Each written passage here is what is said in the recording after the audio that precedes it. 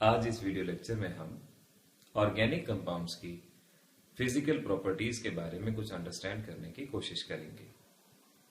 Organic compound चाहे किसी भी तरह का हो, it may be carboxylic acid, amide, alcohol, aldehyde, इन सभी की फिजिकल प्रॉपर्टीज के बारे में अगर आप कुछ बेसिक बातें जान लें तो आपको इन फंक्शनल ग्रुप की फिजिकल प्रॉपर्टी अलग अलग पढ़ने की कोई जरूरत नहीं होगी। एक शुरुआत में ही सही ढंग से उसको समझ लेना पूरे कंसेप्ट क्लियरिटी के लिए बहुत इंपॉर्टेंट रहेगा। चाहे आप आईआईटी जेईई एग्जामिनेशन में बैठते हैं, एआईपीएमटी में बैठते हैं, सीबीएसई बोर्ड एग्जाम में बैठते हैं, हर जगह आपके लिए बहुत हेल्पफुल रहेगा। तो इस वीडियो लेक्चर में हम ऑर्गेनिक कंपाउंड्स की फिजिकल प्रॉपर्टीज के बारे में बात करेंगे। आपको सबसे पहले ध्यान रखना होगा कि फिजिकल प्रॉपर्टीज के लिए सबसे ज्यादा इंपॉर्टेंट चीज है intermolecular force of attraction. Particles और पार्टिकल्स के बीच में किस तरह के फोर्सेस ऑफ अट्रैक्शन हैं और किन कारणों की वजह से वो अफेक्टेड होते हैं, इन्हें सबसे पहले जान लेना जरूरी है। फोर्स ऑफ अट्रैक्शन में हम सबसे पहले चेक करते हैं हमेशा हाइड्रोजन बॉन्ड कि हाइड्रोजन बॉन्ड है या नहीं है। अगर हाइड्रोजन बॉन्ड नहीं है तो हम पोलर कैरेक्टर की तरफ ध्यान देते हैं। अगर पोलर नेचर से बात नहीं बनती तो हम wonder wall forces of attraction की तरफ ध्यान देते हैं। प्रायोरिटी ऑर्डर समझना है आपको। सबसे पहले हाइड्रोजन बॉन्ड देखना है। हाइड्रोजन बॉन्ड के बारे में आप अच्छे से जानते हैं कि अगर हाइड्रोजन फ्लोरीन, ऑक्सीजन और नाइट्रोजन से कनेक्ट है, अपने प्रीवियस लेक्चर्स में मैंने बताया था, अगर हाइड्रोजन फोन से कनेक्ट है तभी वो हाइड्रोजन बॉन्ड बनाएगा।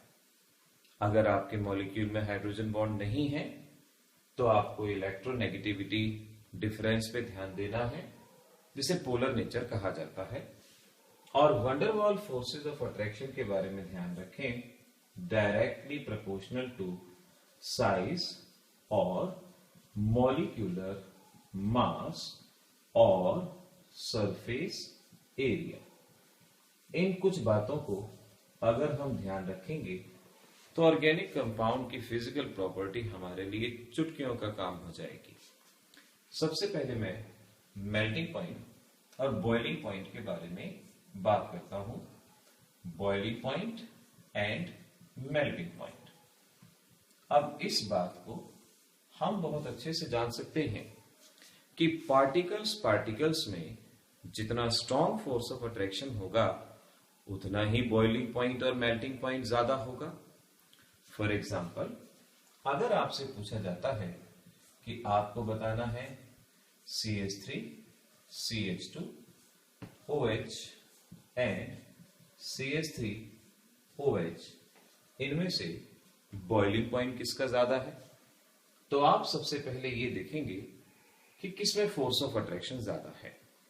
फोर्स ऑफ अट्रैक्शन का सीधा सा मतलब है कि आपको हाइड्रोजन बॉन्ड देखना है और हाइड्रोजन बॉन्ड की कंडीशन हम देखें, यहां भी हाइड्रोजन बॉन्ड है, यहां भी हाइड्रोजन बॉन्ड है, दोनों में ही हाइड्रोजन बॉन्ड है। फिर हम अपनी लास्ट प्रॉपर्टी वंडरवॉल फोर्सेस पे ध्यान देंगे। मेजॉरिटी ऑफ केस में हाइड्रोजन बॉन्ड और वंडरवॉल फोर्स, इन्हीं दोनों से हमारी बात बन जाती है।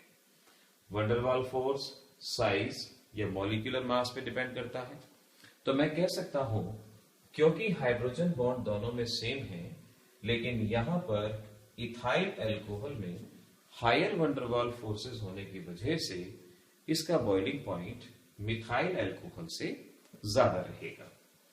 सिमिलरली, अगर मुझे इस तरह से कंपाउंड दिया जाता CH3, CH2, CH2OH, यानी propane 1 all and propane 1,3 diol, यहां आपसे कहा जाए कि बताना है हमें किसका बॉइलिंग पॉइंट ज्यादा होगा, तो हम बहुत आसानी से समझ सकते हैं कि क्योंकि यहां पर सिर्फ एक ही हाइड्रोजन बॉन्ड फॉर्मिंग साइट है, यहां 2 हाइड्रोजन बॉन्ड फॉर्मिंग साइट है, और इसी वजह से जितने ज्यादा हाइड्रोजन बॉन्ड उतना ज्यादा फोर्स ऑफ अट्रैक्शन और उतना ही ज्यादा बॉइलिंग पॉइंट। हम बॉइलिंग पॉइंट और मेल्टिंग पॉइंट इस तरीके से बड़ी आसानी से सॉल्व कर सकते हैं। अगर हम अपनी इस केस पे ध्यान दें, हमारे पास है ऑर्थो डाइक्लोरोबेंजीन और हमारे पास है पैरा डाइक्लोरोबेंजीन। इस तरह से 2 कंपाउंड हमारे पास है।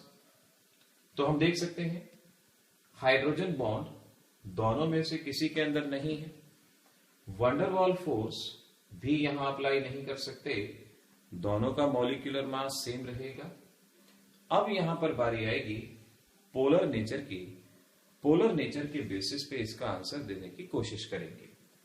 आप बहुत अच्छे से जानते हैं पैरा कंपाउंड का डायपोल मोमेंट 0 होता है, यानी पैरा कंपाउंड पोलर नेचर नहीं शो करता, ortho compound polar nature show करता है। और इसी वजह से पोलर नेचर जितनी ज्यादा होगी उतना ज्यादा फोर्स ऑफ अट्रैक्शन और उतना ही ज्यादा बॉइलिंग पॉइंट यहां पर हम कह सकते हैं। तो अगर हमसे कभी पूछा जाए ऑर्थो और पैरा किसका बॉइलिंग पॉइंट ज्यादा रहेगा, तो हमारा जवाब होगा पैरा। पैरा का बॉइलिंग पॉइंट ज्यादा रहेगा, ऐसा हम यहां पर कह सकते हैं। फिर अगर हम एक बात यहां पर ध्यान रखें regarding melting point, boiling point ortho वाले का ज्यादा होता है और मेल्टिंग पॉइंट पैरा वाले का ज्यादा होगा, क्योंकि मेल्टिंग पॉइंट में सॉलिड स्टेट में क्लोज पैकिंग देखी जाती है। और अगर हम क्लोज पैकिंग की बात करें तो पैरा कंपाउंड में सिमेट्री होने की वजह से क्लोज पैकिंग होगी, मॉलिक्यूल ज्यादा पास पास होंगे और इस वजह से पैरा कंपाउंड का मेल्टिंग पॉइंट ज्यादा होगा। तो बहुत क्लियरली इस बात को ध्यान रखना कि बॉइलिंग पॉइंट में तो हम hydrogen bond, van der Waals bond, polar nature इसके बेसिस पे जवाब दे सकते हैं। बस मेल्टिंग पॉइंट में एक ही बात का ध्यान रखना है कि पैरा और ऑर्थो में से पैरा वाले का मेल्टिंग पॉइंट ज्यादा कहलाया जाएगा। इस बात का आप सभी बच्चों को यहां पर ध्यान रखना है। दूसरी प्रॉपर्टी हम फटाफट देख लें, सॉल्युबिलिटी। कि अगर हम सॉल्युबिलिटी की बात करें, solubility of organic compound in water, maximum organic compound में सॉल्युबिलिटी के रिगार्डिंगली क्वेश्चन पूछे जाते हैं। तो एक बात बहुत अच्छे से ध्यान रखना, पानी में वही चीज सॉल्युबल होती है जो या तो आयोनाइज हो जाए या हाइड्रोजन बॉन्ड बना ले। ऑर्गेनिक कंपाउंड में कोवेलेंट बॉन्ड है तो वो आयोनाइज तो होंगे नहीं, वो हाइड्रोजन बॉन्ड बनाएंगे। और जिस ऑर्गेनिक कंपाउंड में हाइड्रोजन बॉन्ड बनाने की टेंडेंसी है वही वाटर के अंदर सॉल्युबल होगा। जैसे फॉर एग्जांपल आपसे अगर पूछा जाए इन दोनों में से पानी के अंदर सॉल्युबल कौन होगा, which will show solubility, so you have the answer. Because of hydrogen bond formation, alcohol will be soluble in water. alcohol पानी में soluble रहेगा। लेकिन अगर हमसे पूछ लिया जाए कि अगर हमारे पास मिथाइल अल्कोहल है और कोई भी हायर अल्कोहल हमारे पास दिया गया है, अब हम बहुत अच्छे से जान सकते हैं कि क्योंकि यहां पर हाइड्रोजन बॉन्डिंग तो दोनों में सेम है, एक OH एक OH, हाइड्रोजन बॉन्डिंग तो दोनों में सेम है, लेकिन यहां पर लार्ज हाइड्रोकार्बन पार्ट है। और हाइड्रोकार्बन पार्ट के बारे में बहुत अच्छे से ध्यान रखिएगा, ये हाइड्रोफोबिक होता है। कार्बन और हाइड्रोजन की इलेक्ट्रोनेगेटिविटी ऑलमोस्ट बराबर होती है और इसी वजह से ये नॉन पोलर कैरेक्टर शो करता है और इसी वजह से पानी के अंदर बहुत कम सॉल्युबल होता है। तो हम इस बात को कहेंगे जैसे जैसे नंबर ऑफ कार्बन बढ़ते हैं हाइड्रोफोबिक हाइड्रोकार्बन पार्ट बढ़ता है और सॉल्युबिलिटी डिक्रीज होती है। इन दोनों में से ज्यादा सॉल्युबल रहेगा मिथाइल अल्कोहल। और एक लास्ट फिजिकल प्रॉपर्टी की तरफ हम और ध्यान देते हैं, दैट इज लिक्वेशन या लिक्विफिकेशन। अगर आपसे क्वेश्चन पूछा जाए कि आपके पास दो अल्कोहल गैसियस स्टेट में है, आपको बताना है लिक्विफिकेशन किसका बेटर होगा, तो सीधी सी बात है, liquefaction depends upon forces of attraction. जहां फोर्सेस ऑफ अट्रैक्शन ज्यादा होंगी, और फोर्सेस ऑफ अट्रैक्शन बताने के ये 3 पॉइंट आपको हमने सबसे पहले बता दिए। तो हम कह सकते हैं हाइड्रोजन बॉन्ड दोनों में सेम है, एक OH एक OH, तो यहां पर हाइड्रोजन बॉन्ड डोमिनेटिंग नहीं होगा। फिर हम जाते हैं वंडरवॉल पे। वंडरवॉल साइज या मॉलिक्यूलर मास पे डिपेंड करता है, और क्योंकि इसका मॉलिक्यूलर मास ज्यादा है, ओवरऑल फोर्स ऑफ अट्रैक्शन ज्यादा है, इसका लिक्विफिकेशन ज्यादा रहेगा। तो इसी तरह से हम boiling point, melting point, solubility, liquefaction, ऐसी फिजिकल प्रॉपर्टीज को बहुत आसानी से एक्सप्लेन कर सकते हैं। अगर आपसे पूछा जाए ऑर्गेनिक कंपाउंड में ज्यादा पोलर कौन है, कम पोलर कौन है, किसका डायपोल मोमेंट ज्यादा है, तो आप सीधा सा ध्यान रखना, जिसमें जितना ज्यादा प्लस आई इफेक्ट होगा उसकी पोलर नेचर उतनी ज्यादा होगी, जितना माइनस आई इफेक्ट होगा पोलर नेचर कम होगी।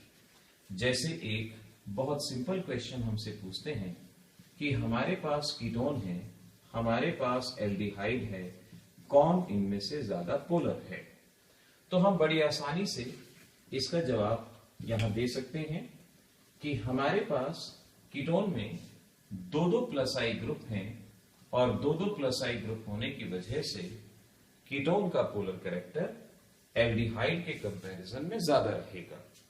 एल्डिहाइड में प्लस आई इफेक्ट कम होने की वजह से इसका पोलर कैरेक्टर कम रहेगा।